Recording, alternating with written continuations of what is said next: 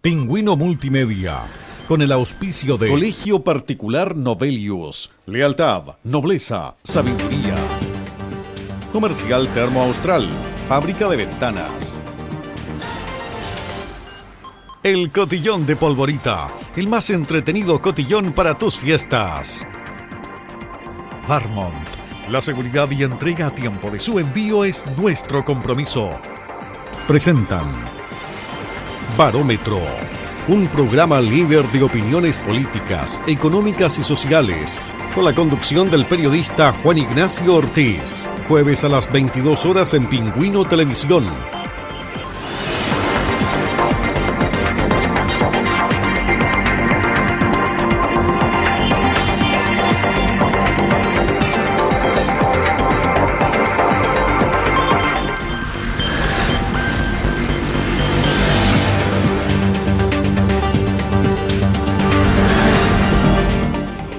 Bienvenidos amigos, otra edición más de Barómetro acá en Pingüino Televisión, otro programa más que estamos partiendo, el número 64 en esta octava temporada de la televisión regional de Magallanes, octava temporada acá en Pingüino Televisión. Vamos a partir un programa muy especial.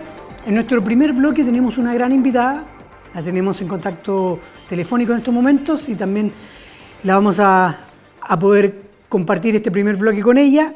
Es una de dos funcionarias de salud que estuvo en una situación crítica debido al coronavirus. Tenemos en el contacto a la subdirectora del Hospital Clínico de Magallanes, doctora María Isabel Iduya. María Isabel, bienvenida al Barómetro. Un gusto, un placer para nosotros tenerla repuesta, tenerla de vuelta. Usted le tocó luchar duro contra el coronavirus y es una de las personas que podemos decir que lo venció.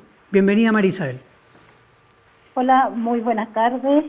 Muchas gracias por la invitación. María Isabel, ¿usted fue dada de alta hace cuántos días? El 14 de mayo. El 14 de mayo. ¿Pasó más de 20 días en la UPC? Efectivamente, me trasladaron, a mí me hospitalizaron el 18 de abril en el quinto piso y el 25 de abril me trasladaron a la UCI.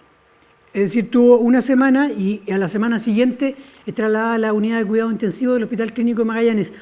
María Isabel, ¿qué pasa de pasar de ser, de estar en la primera línea combatiendo el coronavirus a ser directamente una afectada por el COVID-19?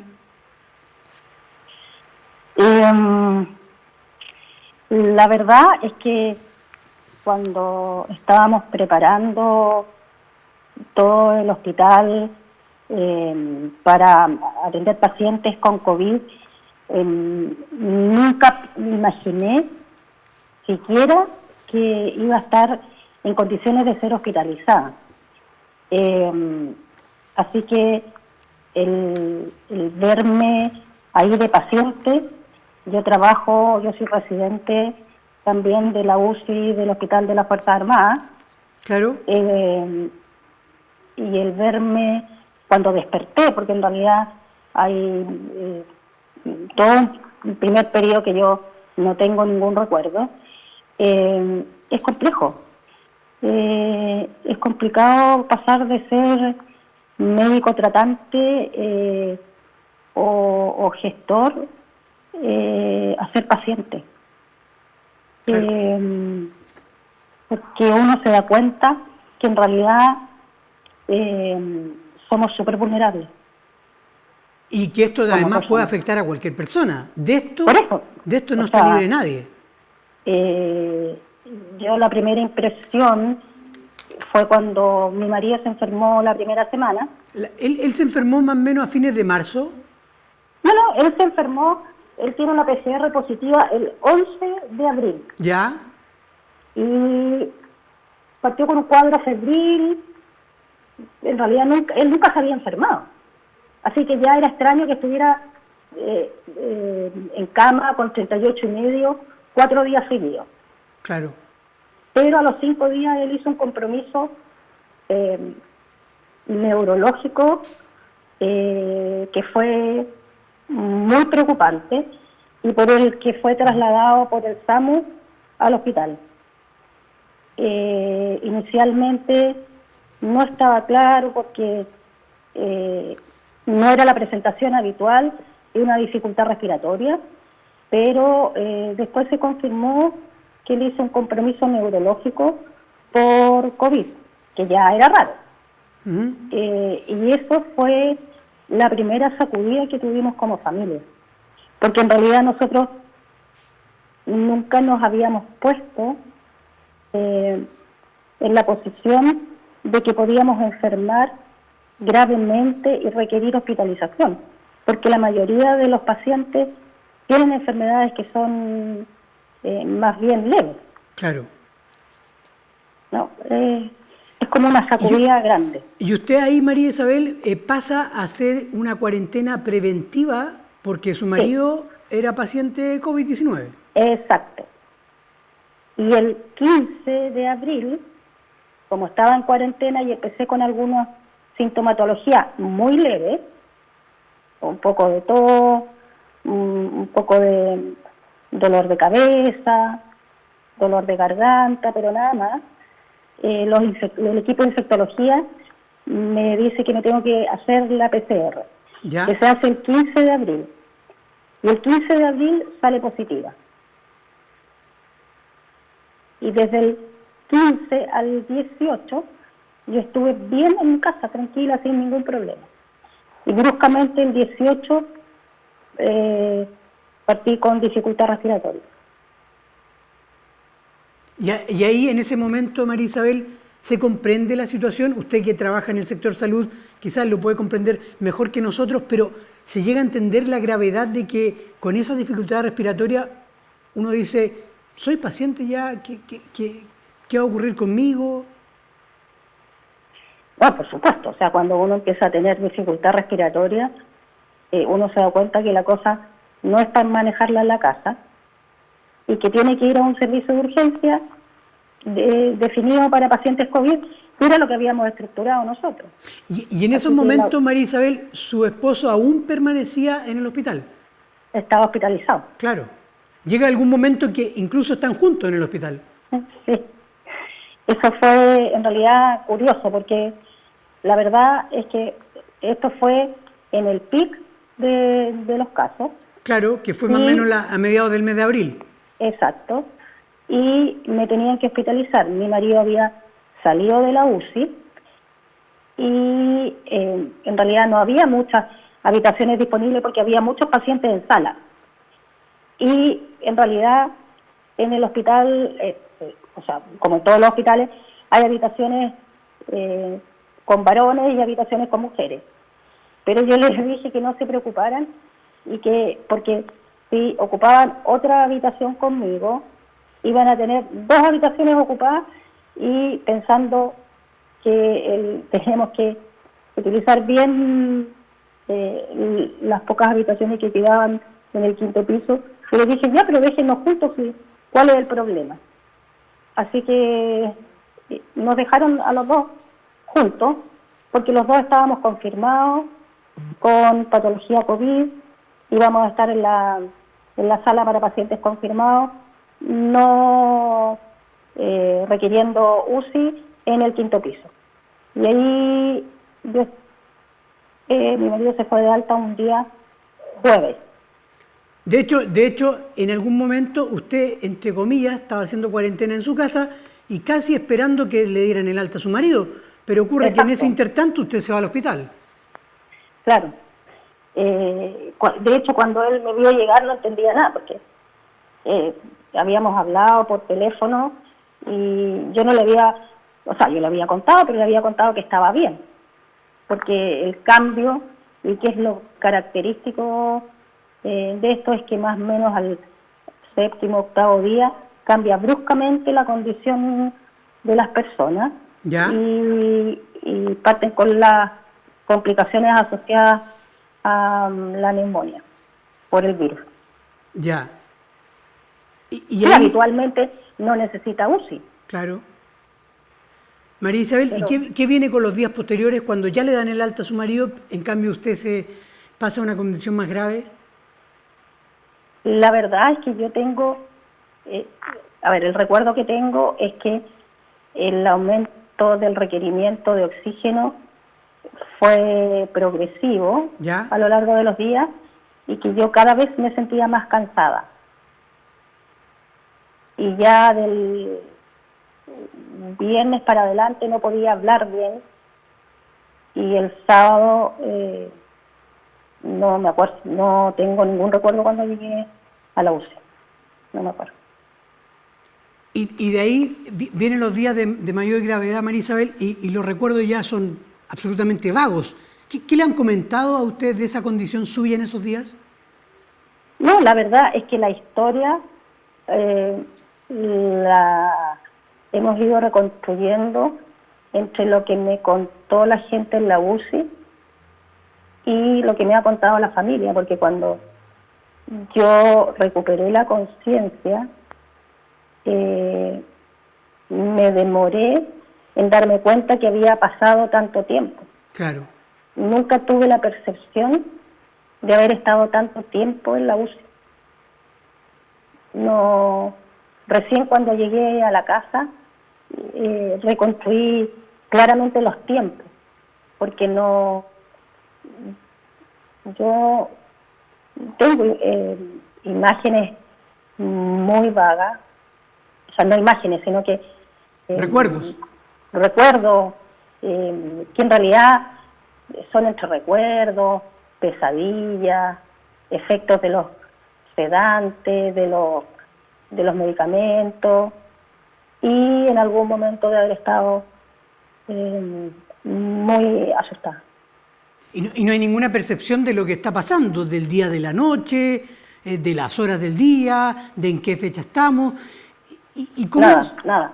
¿Cómo se produce ya el proceso de recuperación, María Isabel, cuando usted vuelve a tener la conciencia, vuelve a percatarse de efectivamente lo que está pasando? ¿Eso en qué fecha más o menos es? Yo tengo como conciencia clara de cuando me dijeron que me iban a hacer una traqueotomía para ayudarme. ¿Ya? Y yo no entendía, porque en realidad una traqueotomía se hace cuando un paciente lleva muchos días en ventilación mecánica. Y yo no tenía la percepción de que había pasado ese tiempo. ¿Ya habían pasado cuántos días ahí, María Isabel? Por lo menos como 9 días. Ya. Ahora, entre medio, en algún momento me pidieron la autorización para usar plasma hiperinmune, porque necesitaban mi autorización. Claro. Y yo autoricé, yo tengo súper claro que yo autoricé que lo usaran, y traté de firmar y no podía escribir. Oh. Y eso a mí me llamó la atención. Y en algún momento yo recuerdo que le pedí a alguien que por favor me intubaran de nuevo porque no podía respirar. Porque cuando a mí primero me sacaron del ventilador, pero después tuvieron que volver a conectarme porque había pasado mucho tiempo y los músculos se desacostumbran. Claro. Esos 2 momentos los recuerdo. Y después, el momento de cuando me preguntan por la traqueotomía. María Isabel, y cuando usted recupera ya absolutamente conciencia y se da cuenta de lo que había pasado en su vida, se da cuenta de la gravedad a la que se vio expuesta, se da cuenta de efectivamente lo que hizo el coronavirus en su vida. Lo que pasa es que es tan importante el impacto que uno lo va dimensionando de a poco. Porque al principio yo no entendía por qué, porque fue mi marido, después de verme cuando él estaba negativo, y ellos me contaban, y después fue mi hijo, que también trabaja en el hospital y que también estuvo enfermo. Y yo todavía no dimensionaba, pero cuando finalmente me di cuenta, es una situación que le remueve el piso a uno. Claro. Porque en el fondo yo en algún momento pensé que me iba a morir.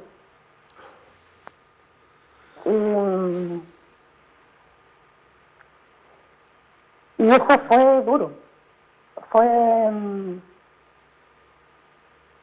complicado.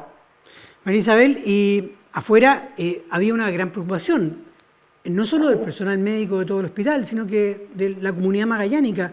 Los medios de comunicación estábamos preocupados por usted, se publicaron algunas notas en los medios escritos, también se comentó en muchos noticiarios sobre su delicada situación, además que en ese momento venía saliendo otra funcionaria de salud del Hospital Clínico de Magallanes que había estado en una gravedad parecida a la suya y que ya con el caso suyo se sumaban a 2 personas, funcionarias de salud que estuvieron en una condición crítica acá en Magallanes.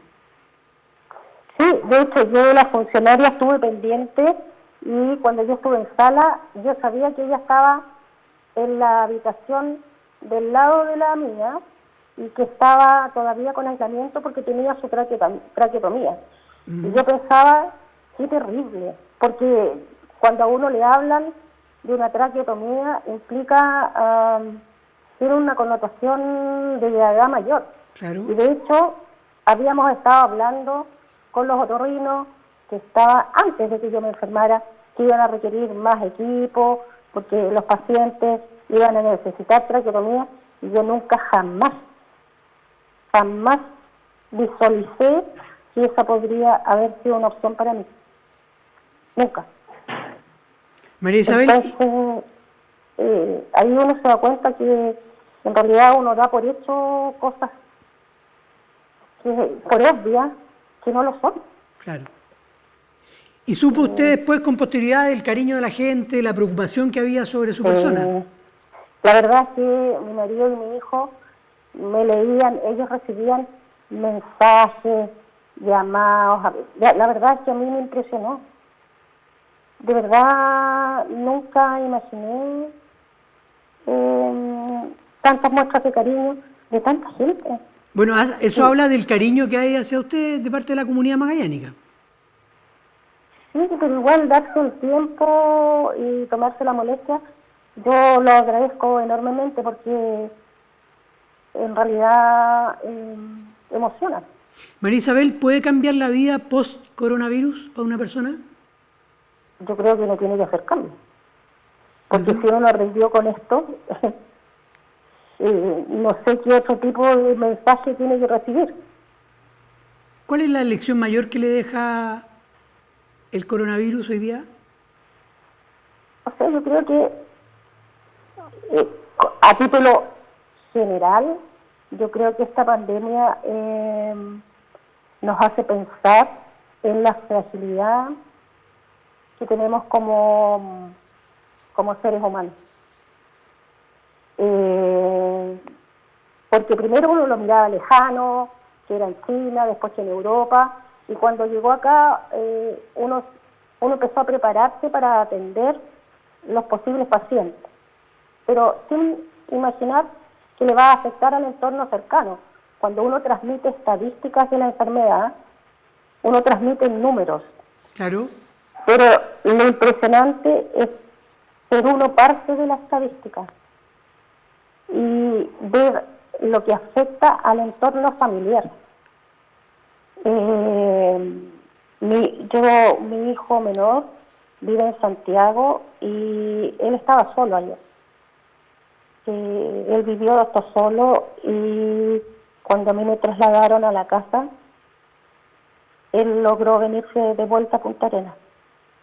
María Isabel, y cuando usted ingresa en la parte más crítica, es más o menos coincidente con la parte más crítica del coronavirus en la región de Magallanes y con un hospital clínico de Magallanes en una situación de un estrés de infraestructura más o menos crítica y cuando usted sale ahora, se encuentra con un mundo totalmente distinto, que incluso se pone como ejemplo el trabajo médico del Hospital Clínico de Magallanes a nivel país, del buen trabajo que han realizado todos esos funcionarios, incluido obviamente al personal de aseo, al personal administrativo, A todos. que han sabido sacar adelante una situación que cuando usted ingresó era crítica. ¿Se da cuenta? Lo que pasa es que nosotros como hospital nos preparamos. Y no es solamente el equipo médico. Nosotros a nivel del equipo gestor programamos porque sabíamos que el brote iba a tensionar nuestro sistema de salud y nos coordinamos ya desde febrero con los otros actores de la región, el Hospital de las Fuerzas Armadas y la Clínica Magallanes, para coordinarnos porque sabíamos que entre nosotros teníamos que resolver el tema. Y así pasamos de tener 6 camas UCI en el hospital clínico a tener 24 camas. Evidentemente con los recursos que teníamos se hizo y se organizó un equipo que se preparó para dar la respuesta necesaria. Y yo estoy tremendamente orgullosa del equipo del hospital, del equipo de la urgencia, del equipo de la UCI, del equipo del 5º piso, porque respondieron todos a ese periodo que fue tremendamente difícil para todos. María Isabel, pero el costo puede ser alto. En estos momentos hay varios funcionarios de salud en nuestro país que han perdido la vida. Usted estuvo en la UCI, una funcionaria también del hospital también estuvo en la UCI. El costo del contagio, al ustedes estar en la primera línea combatiendo una pandemia como esta, puede ser muy alto. Por supuesto, sí, de hecho, todo lo que está descrito es que el personal de salud constituye un grupo importante de pacientes, de personas que son afectadas por el virus.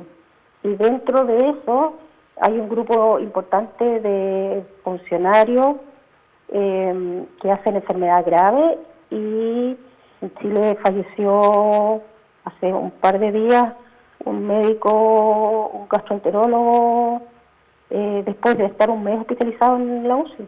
María Isabel, ¿cree usted la teoría que han planteado desde acá mismo en Magallanes y que la reconoció el ministro de Salud, Jaime Mañalich, que la pandemia pudo haber partido acá en la región de Magallanes, que los casos cero incluso que hubo en la región pueden haberse visto afectados por el brote de los cruceros, como se denominó?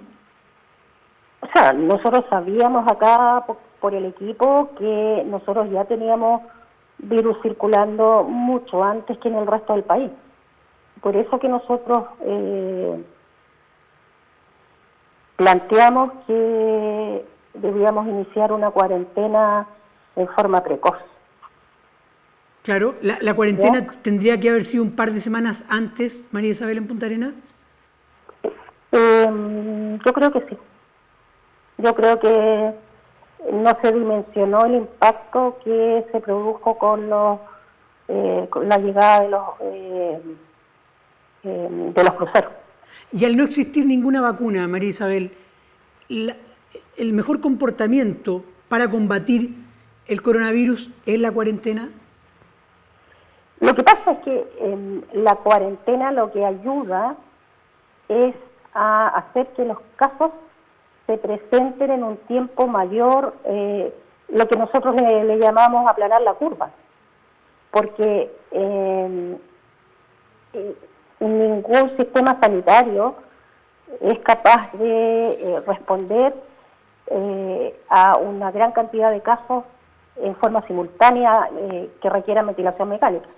Por lo tanto, lo primero es la cuarentena, pero aún después de levantada la cuarentena es necesario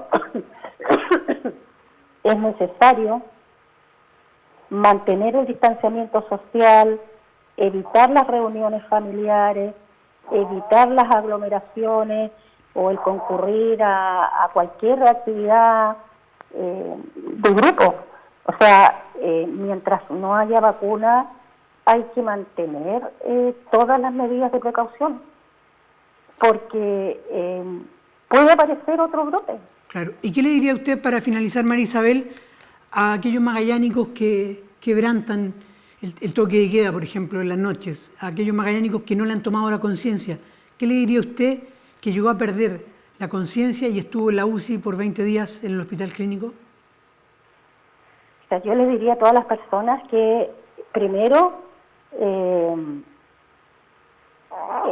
el comportamiento de este virus, si bien hay algunos factores de riesgo que son claros, no está claro tampoco tan claro por qué les afecta a uno más gravemente que a otros. Uh-huh. En las UCI hay personas muy jóvenes, claro, gravemente enfermas. Por lo tanto, primero, el virus es real, existe. El pasar a ser de un caso leve a un caso grave, los límites son difusos, y que en realidad el sufrimiento que provoca a nivel de las familias cuando hay algún miembro que está afectado es inmenso. Y el daño que se produce a toda la comunidad, porque en realidad los jóvenes en general hacen casos más leves, pero ellos pueden ser portadores del virus y transmitirlo a sus padres, a sus hermanos. O a pacientes crónicos. O que no sean pacientes crónicos. Hay muchos pacientes que no eran pacientes crónicos, claro, en la UCI. Entonces hay una responsabilidad social que uno tiene que asumir y que por favor la asuman. Sí. Esto, la verdad es que yo creo haber tomado todas las medidas en el hospital, pero no fueron suficientes. Sí. Y hay muchos funcionarios de la salud que ha dejado encargados a sus hijos, a sus padres, para no contagiarlo. La gente de salud está haciendo un trabajo tremendamente sacrificado, preocupado, responsable. Entonces el llamado es a que mantengan todas las medidas que se han dicho, lavado de manos, uso de mascarilla, pero además el distanciamiento social, no salir de la casa a no ser que sea realmente necesario. María Isabel, la queremos dejar descansar, pero por sobre todo la queremos agradecer el habernos abierto hoy día las puertas de su casa para estar compartiendo con usted sus reflexiones, su experiencia referente al coronavirus y su experiencia referente a aquellos días en que ojalá no vuelvan a ocurrir para nadie, y especialmente agradecidos nosotros de tenerla de vuelta porque Magallanes la quiere.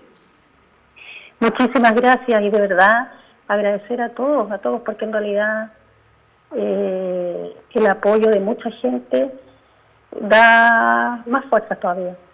A mi familia, a la gente del hospital, a la gente del Hospital Naval, y que se cuiden, que cuiden a su familia, porque la vida es súper frágil. Así es. Un abrazo y muchas apretado. Gracias. Apretado, sí.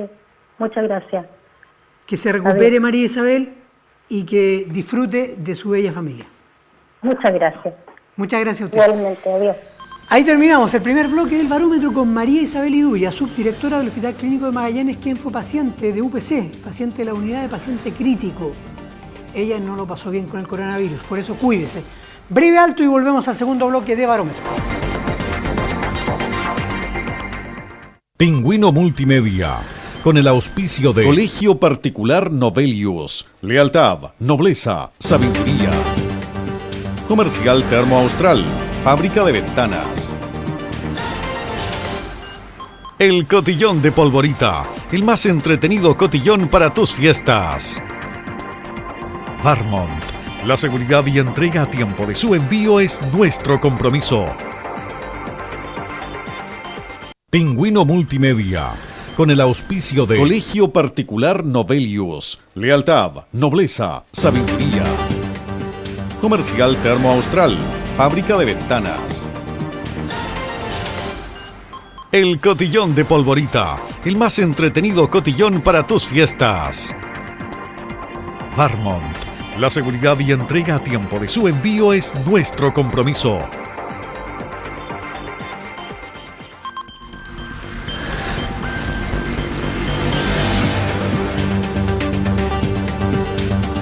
Retornamos al segundo bloque de Barómetro y en este segundo bloque lo vamos a hacer un bloque, saliéndonos un poco del tema coronavirus, un bloque más político, porque han habido noticias políticas durante la semana y para ello vamos a tener a dos panelistas estables del noticiario de Pingüino Radio y Pingüino Televisión, a los dos Claudios, que son expertos analistas políticos de la región. Me refiero a Claudio Morán y a Claudio Flores, quienes a partir de este momento nos acompañan en pantalla vía Zoom. ¿Cómo está Claudio Morán?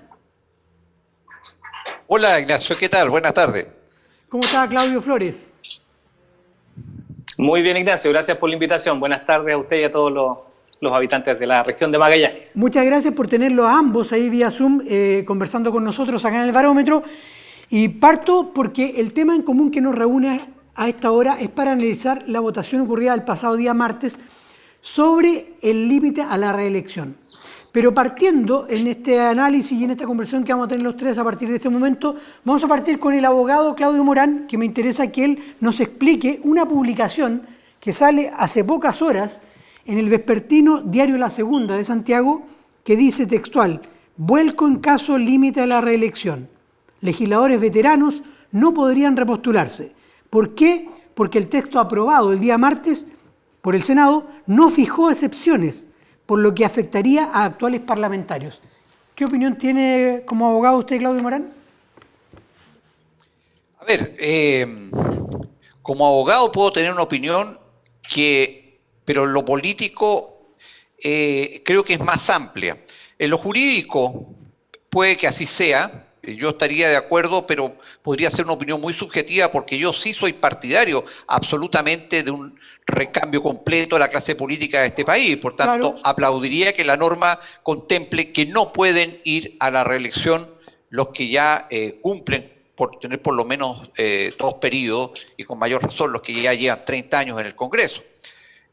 Curiosamente, el conflicto de normas va a aparecer cuando los incumbentes actuales pretendan inscribirse para una nueva candidatura y allí tengan que derivar a un conflicto de norma en el Tribunal Electoral, por ejemplo, ¿ya? Caso en el cual tendría que plantearse una interpretación de la norma, nada más y nada menos que por el temido, odiado, qué sé yo, muchas calificaciones, Tribunal Constitucional, porque ahí ya tendría que ser norma constitucional vigente y evidentemente tendría que interpretar dicho tribunal si le es aplicable la norma o no a aquellos que ya cumplían los requisitos de no repostulación al momento de inscribir la nueva candidatura. Claudio, pero la duda, al momento de promulgarse la ley y entrar en vigencia la ley, ¿no les queda inmediatamente prohibido inscribirse tan solo para repostularse porque la ley dice que no puede repostularse, ¿o no? Sí, bueno, es que hay que tener claro que esa ley es una ley de reforma constitucional, entonces va a ser una norma de ese rango. Por eso es que se necesitaba tanta votación y faltaron 2 votos para que fuera algo más explícito. Pero en todo caso te quiero decir que más allá de lo jurídico, porque aquí no se trata de hacer trampa, se trata del tema más de fondo. ¿Cuál es? Que la clase política es como el gato cuidando la carnicería. Indefectiblemente se come la carne. No quieren que haya recambio. Tienen los cargos, algunos lo sienten así, inscritos en el conservador de bienes raíces, registro de propiedad, ¿me entiendes? Entonces, esta es una de las mayores y más sentidas demandas sociales y no me estoy refiriendo al mes de octubre. Esto viene ya de muchos años, porque por lo menos se está hablando de esto cuando cumplieron algunos parlamentarios 20 años continuos. Hoy día ya cumplieron 30 años y la gente tiene muy claro, porque el país y el mundo han cambiado, que no dan ni el alto ni dan el ancho. Nosotros tenemos, y eso transversalmente los analistas lo tenemos claro, la peor clase política en medio siglo.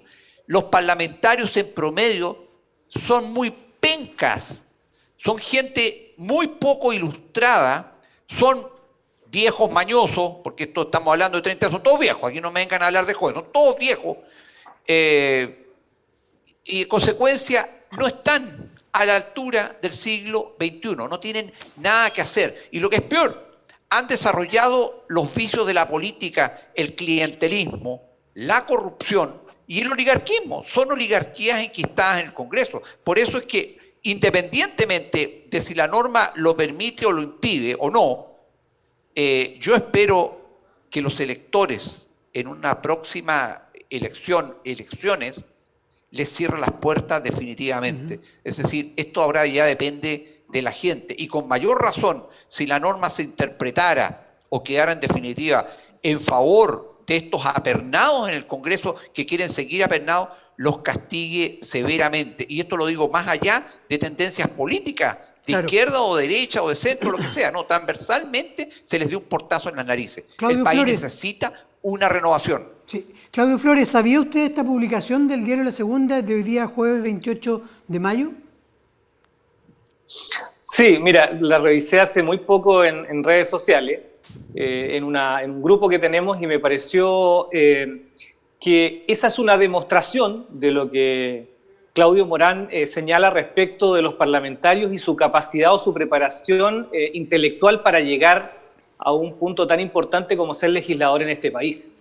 Si efectivamente eso ocurrió, ni siquiera eso lograron darse cuenta que era una trampa que ellos mismos estaban provocando. O sea, ahí se nota el nivel intelectual de nuestros parlamentarios a nivel nacional, y también coincido con Claudio del amplio espectro político. No estamos hablando solo de gente de izquierda o gente de derecha. Y finalmente lo que pudiese llegar a ocurrir es que efectivamente, por un accidente, no porque ellos lo tuvieran claramente establecido como una estructura política, por un accidente podría ser que la política se renueve, que es algo extremadamente necesario en el siglo XXI, teniendo, y con el respeto que me merecen las personas mayores que yo y menores que yo, teniendo muchísimos años en el Parlamento, ya es momento de provocar un recambio político, de que lleguen nuevos aires al Parlamento, que existan nuevos rostros y finalmente que lleguen personas más capacitadas. Porque lo que nos está pasando hoy día, no solamente con esta ley, que por accidente podría dejarlo fuera, sino que con otras leyes que son tan importantes como, por ejemplo, los medidores inteligentes y otra gama de leyes en la que se han equivocado rotundamente los parlamentarios y han tenido luego que rehacer esas leyes o agregar modificaciones, es que se requiere un recambio urgente. Claudio Flores, usted, contrario a lo que piensa quizás Claudio Morán, el estallido social para usted quizás dejó muchas lecciones. Para Claudio Morán dice que anterior al estallido social ya se venían pidiendo varias lecciones, pero Claudio Flores, una de las grandes lecciones que pidió la ciudadanía a los políticos fue la renovación en la política. Y fueron los propios senadores quienes el 13 de noviembre pasado habían votado de forma diferente a como lo hicieron ahora, porque ese día 13 de noviembre fueron los días posteriores a quemas de varias instituciones, incluida la AFP Hábitat en la ciudad de Punta Arenas, cuando los políticos todos estaban de acuerdo en que había que tener una renovación. Sin embargo, el día martes, no sé si usted pudo ver en pantalla también los argumentos de algunos de los senadores, no eran los mismos de noviembre pasado. No, y lamentablemente tengo que decirlo, con vergüenza escuché las palabras del senador Bianchi, lo que de verdad me parece lejos lo más patético en términos de que si tú vas al Congreso, estás ahí y estás enfrentado a una decisión tan importante como la renovación de la política que está pidiendo todo el pueblo de Chile, y tienes la posibilidad de aprobar o rechazar y te abstienes, creo sencillamente que es la imagen más patética de querer llegar a trabajar pero no trabajar, que es un poco lo que se le ha reclamado específicamente al senador Bianchi, quien es además uno de los parlamentarios que ha presentado la mayor cantidad de mociones inconstitucionales, es decir, presentar proyectos de ley que finalmente él sabe que no van a salir aprobados y que van a terminar con una declaratoria de inconstitucionalidad. Por lo tanto, lo digo con vergüenza, como magallánico, el sentirme representado, lamentablemente, por un senador como el senador Bianchi, quien demostró con esa facilidad que tiene para salir jugando de los problemas y no tomar la decisión de votar, me demostró una vez más que no está preparado para representar a la región. Claudio Morán, a propósito del senador Bianchi, que lo nombraba Claudio Flores recientemente, con esa aprobación y con esa aprobación al límite de la reelección, porque Bianchi votó aprobando el límite de la reelección, pero posteriormente se abstiene de votar por la, comillas, retroactividad. Bianchi estaría aspirando quizás, Claudio Morán, a estar 32 años en el Senado. Y a propósito de otros, como Juan Pablo Letelier, con lo mismo que hizo Letelier, parecido a lo que hizo Bianchi, Juan Pablo Letelier estaría optando, Claudio Morán, a estar 48 años en el Senado. Mira, prácticamente da risa, porque de esa forma se va conformando lo que se llama en ciencia política una gerontocracia. Tengo el mayor respeto por los viejos, por los ancianos, pero evidentemente hay límites en todo esto. La Constitución, por ejemplo, establece que los jueces, los miembros del Poder Judicial, después de toda una vida de trabajo, de hacer una carrera, a los 75 años deben irse. Ahora, el senador Bianchi, como dice mi tocayo, es un pésimo representante, porque si bien no domina, yo nunca le he escuchado una intervención, no digo maciza, digo simplemente, o sea, cualquier cosa, un tema de fondo, pero se han aprendido muchas mañas, y una de las mañas es la forma de votar.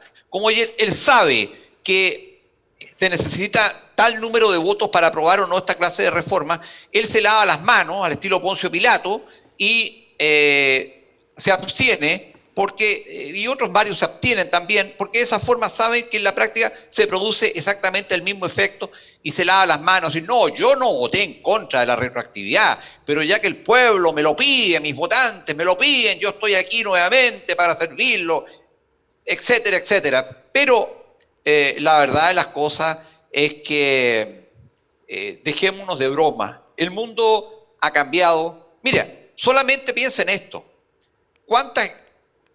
La gente que partió y lleva 30 años, como el caso de Letelier, de Juan Pablo Letelier, partió en 1990. ¿Cuánta gente en Chile viajaba al extranjero en 1990 versus cuánta gente viajaba hasta el mes de marzo, hasta que empezó esta pandemia? Miles y miles de personas que han podido ver otras realidades en el mundo, pueden comparar. Hoy día existe la Internet, en 1990 no existía. Es decir, el mundo ha cambiado una brutalidad enormemente y ha cambiado la mentalidad de las personas. Las personas exigen mucho más de lo que exigían antes. Por ejemplo, hoy día yo creo que es prácticamente una necesidad esencial que en este país se masifique realmente la Internet con un acceso, me atrevo a decir, gratuito para todo el mundo y que todos nos podamos conectar y en buenas condiciones en la ciudad, en el campo, incluso el país completo cubierto por Internet. Y ojo, yo soy contrario a la 5G, pero por las redes actuales se puede hacer exactamente igual. Bueno, todas esas cosas van apareciendo. Esta gente, estos parlamentarios antiguos, anquilosados, fueron incapaces de prever cómo está cambiando el mundo, cómo está cambiando el país y cuáles son sus necesidades. Y hoy día, en medio de la pandemia, nos estamos batiendo con un montón de deficiencias que acaso una clase dirigente ilustrada verdaderamente pudo y debió haber previsto, si para eso se les paga, y no se les paga poco, se les paga para que piensen, para que creen y para que se anticipen a los problemas, no que para que estén tapando hoyos cuando ya es demasiado tarde. Claudio Flores, diversas encuestas han realizado numerosos medios de comunicación a nivel país, a nivel de Chile. Entre ellos nosotros también hemos realizado encuestas y la gran mayoría de la gente, en algunos medios, más del 95% de los votantes está de acuerdo que tiene que haber un límite a la reelección y que debe haber una retroactividad, que las autoridades tienen que se pueden postular, pero que tiene que haber un límite para ello. ¿Es sano el estar tanto tiempo como un parlamentario? ¿Se produce el clientelismo, como lo señalaba Claudio Morán? ¿Se produce una especie de corrupción? Primero, no es sano. No es sano tanto tiempo asumiendo un cargo. Y ojo, estamos hablando solo de los parlamentarios y no nos hemos fijado que la ley también incluye concejales, consejeros regionales, alcaldes. En la región de Magallanes, yo diría que están los alcaldes más antiguos de todo Chile. Alcaldes que partieron después de la dictadura, cuando volvimos a la democracia, y que hasta el día de hoy están. Yo no tengo nada contra ellos, muchos de ellos han hecho una muy buena gestión, pero sí es importante que la política se vaya renovando, que lleguen jóvenes que además tienen mayor preparación y están con la tecnología a flor de mano. Y efectivamente el hecho de permanecer mucho en un cargo que es político y tener que tomar una serie de decisiones que afectan a muchos, lamentablemente sí genera una suerte de clientelismo y lamentablemente, en base a todo lo que hemos visto en este tiempo, también genera corrupción. Y en el caso de lo que mencionaba usted hace un rato, Claudio Flores, en Magallanes también genera una especie de nepotismo porque de los 5 parlamentarios hay un padre y un hijo. ¿Es sano para la democracia aquello que siga ocurriendo y que de uno de ellos piense postularse para estar otros 8 años más como parlamentario? No, yo diría que llega a ser incluso, más que sano, llega a ser enfermizo, porque hoy día lo que la comunidad en general, el pueblo, las personas, estamos pidiendo es que exista efectivamente la posibilidad de que todos podamos acceder a estos cargos. Y hoy día, tal como está hecha la norma, lamentablemente hay momentos en que los hijos, hermanos, primos que tienen el mismo apellido tienen una ventaja por sobre el resto, que lo que dicen algunos, que también es muy cierto, los votos son los que mandan, pero de verdad creo que debiese regularse con mucho sigilo y con mucho cuidado el tema de la cantidad de tiempo que están las personas en el Parlamento, lo mismo en los cargos de alcalde, concejal, consejero regional, incluso gobernador, que esperamos esa elección se lleve a cabo. Porque efectivamente la permanencia, te repito, provoca 2 grandes problemas que le hacen un daño a la democracia, que es el clientelismo y la corrupción. Claudio Morán, ¿qué cree usted que va a pasar definitivamente con lo ocurrido? Porque ahora tiene que igual pasar a una comisión mixta. ¿Qué es lo jurídico, es lo próximo que podría ocurrir? Bueno, que haya conflicto sobre esa norma, se dilucide, se apruebe, en fin. Mira, pueden pasar muchas cosas, pero lo cierto es que lo que ha ocurrido creo que es positivo, porque retrata de cuerpo completo a buena parte de la clase política de este país que dice una cosa y hace otra. Yo siempre soy un convencido de que a la política se viene a servir, no a ser servido. Como dijo un expresidente de este país, a la política se viene a servir, jamás a buscar honores y mucho menos beneficios. Yo creo que en una democracia verdadera, no en un oligarquismo como el que se vive en este país, deben llegar a estos cargos personas con conocimientos, con experiencia. Además, fíjate bien, con una situación económica personal que lo ponga a cubierto de ambiciones de orden material. Y deben estar 1 y a lo máximo 2 periodos y tener a dónde irse después. El desinterés en la función pública es algo esencial para la probidad y el político tiene la responsabilidad de proyectar, dar un buen ejemplo a la comunidad. Si el político da un mal ejemplo, eso se refleja en todo el resto de la sociedad. ¿Y acaso muchísimos, sino todos los problemas que tenemos hoy día en Chile, de tipo social, económico, moral, tienen su origen en la clase política? Por Dios, hemos hablado, por ejemplo, en la pandemia de temas de violencia intrafamiliar, pero no tuvimos acaso un parlamentario, no voy a decir ni nombre ni partido, que no se pudo repostular, pero se hizo famoso porque se supo que le pegaba a la mujer, ¿ah? Y eso no es primera y última vez. O sea, el político tiene que dar el ejemplo en todo sentido. Por eso te insisto, a la política hay que ir a servir, no a servirse de ella. Lo que se resuelva ahora un poco ya no tiene importancia. Lo importante es que la gente entienda que tiene que entrar gente nueva a estos cargos. Ni siquiera digo, y eso discrepo con mi tocayo, gente joven. No, la gente quiere ver gente nueva, distinta, gente capaz de aportar experiencia y conocimiento y servir desinteresadamente, que reciba una remuneración como una compensación por el esfuerzo que hace, pero no que va a solucionar situaciones económicas personales ahí. Claro, en el último periodo el distrito antiguo, el distrito 60 de los diputados, aumentó de 2 a 3 diputados. La pregunta para Claudio Flores. Claudio Flores, ¿a usted en qué le mejoró la calidad de vida durante los últimos 3 años? Porque aún no se cumple el cuarto año de los diputados de Magallanes, con haber aumentado de 2 a 3 diputados. ¿En qué le mejoró a usted la calidad de vida y en qué se vio refrendado en la calidad de vida de toda la región de Magallanes? En lo particular, absolutamente en nada, y tengo la convicción de que a nivel regional, incluso siento que tuvimos un detrimento en la capacidad productiva y de desarrollo económico y social de esta región. Y voy a poner solo un ejemplo que yo sé que es polémico y que no a muchos les gusta, pero resulta impresentable y para mí era hasta ese momento imposible que un tribunal decretara el término de la faena de una empresa que constituye uno de los 5 pilares de la estrategia de desarrollo regional de la región de Magallanes en el periodo 2010-2020, que es la minería y específicamente el carbón. Y resultó que teniendo un parlamentario más, un diputado más, entre los 5, no tuvieron la fuerza ni la capacidad para defender una de las 5 líneas estratégicas de desarrollo de la región de Magallanes en términos sociales y económicos.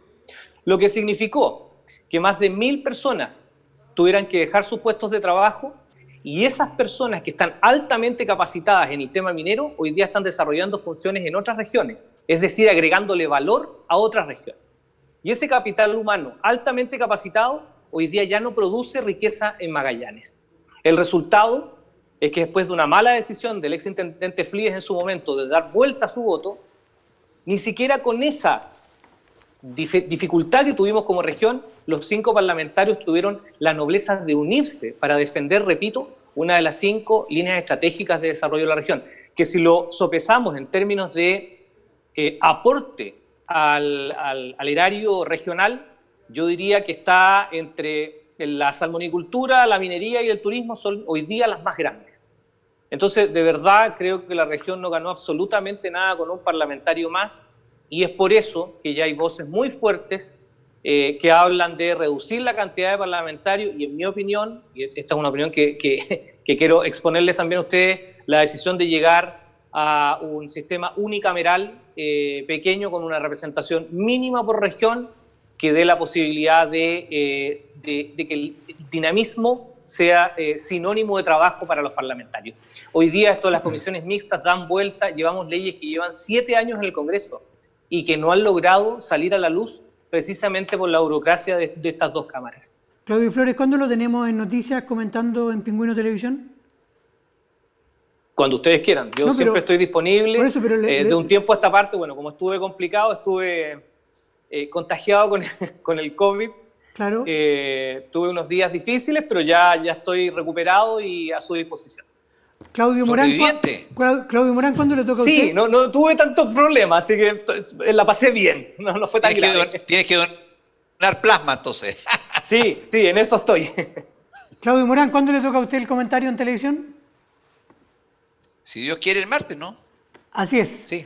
Le quiero agradecer a ambos que hayan estado dispuestos hoy día para ser panelistas de acá virtuales de Barómetro en Pingüino Televisión, para panelistas vía Zoom, y también agradecerles siempre que son columnistas estables del diario El Pingüino en su versión digital y son panelistas también y comentaristas de Pingüino Televisión en el Noticiario Central.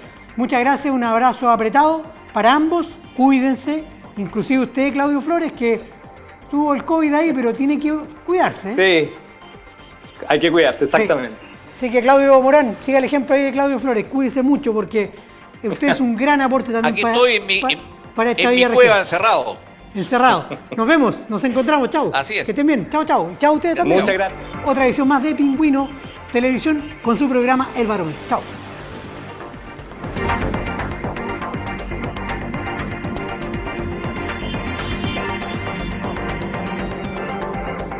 Pingüino Multimedia, con el auspicio de Colegio Particular Novelius, lealtad, nobleza, sabiduría. Comercial Termo Austral, fábrica de ventanas.